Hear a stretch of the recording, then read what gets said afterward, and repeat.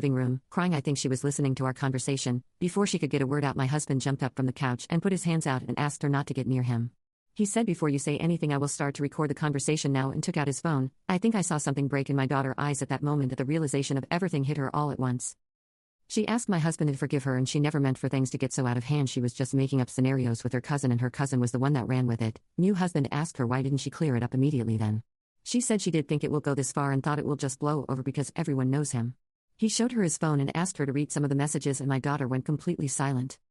We talked for about 4 hours, and then my husband said he will give us 3 months to move out of the house because it is his house. My daughter can keep the car because it was a gift, and that he will finish paying this year's tuition but will not pay anything going forward. He said he hasn't gotten a lawyer yet but told me to get one. He will like to do this without lawyer, but if I want to I can get one. He said he will be fair in THR divorce and doesn't harbor anything against me, but he can't stay in the relationship. My daughter was just sitting on the floor looking like a ghost, and I couldn't just say anything. Listen to him talk about divorce and what will be split and what not, like it was nothing. He was talking like the last 5 years was nothing and it was just easy to move on. The best way to describe it was like he was returning something to a store. He left the house and I just sat on the couch. I don't know if I was crying, talking, or what. I can't remember much as everything was muffled around me, until my daughter started to full on crying, saying sorry, sorry, sorry over and over again, laying on the floor. I don't know how long I sat on the couch, but when I got up I saw my husband's car still in the driveway. I looked out of the window and I could see him full on crying in the car. Seeing that completely broke me.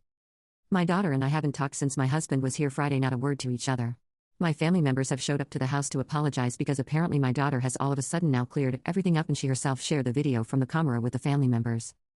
Every time they show up I just close the door in their faces. I have gotten Facebook, Instagram, calls and texts from them, and when I block them they keep making new account of use different numbers. I don't want to lose my husband, I really don't. This is the first man I have ever met that has actually treated me with kindness, respect and love, and now it's all over. I have tried to talk to him and tried to convince him to go to counseling with me, but every time I have tried he sends back, I can't take the risk. I have tried to meet him in person, but he just says it won't be a good idea. I have gone over to his parents' house, but they refuse to let me see him. I have gone to his work to talk to him, but I was told he was sent home by his boss. I truly don't know how to fix this. Having my daughter move out now won't work because I need to be out of the house as well. I don't want anything from my husband, I just want him. I haven't talked to a lawyer yet, but I don't think I can keep the house. He owned it before we moved into the house.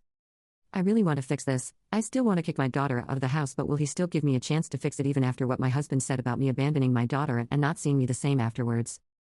I don't know anyone. Am I really going to lose a wonderful man? Edit. I forgot how Reddit fixates on one thing. The comment about the house I made. I have not intentions of trying to take his house or anything like that. It's not my house. I had questions in my previous post about the house and I think I just answered it. I'm not going to try and take his house. He owns it and has owned it before we got together. I have no right to the house and will not try to take the house. I hope this clears it up.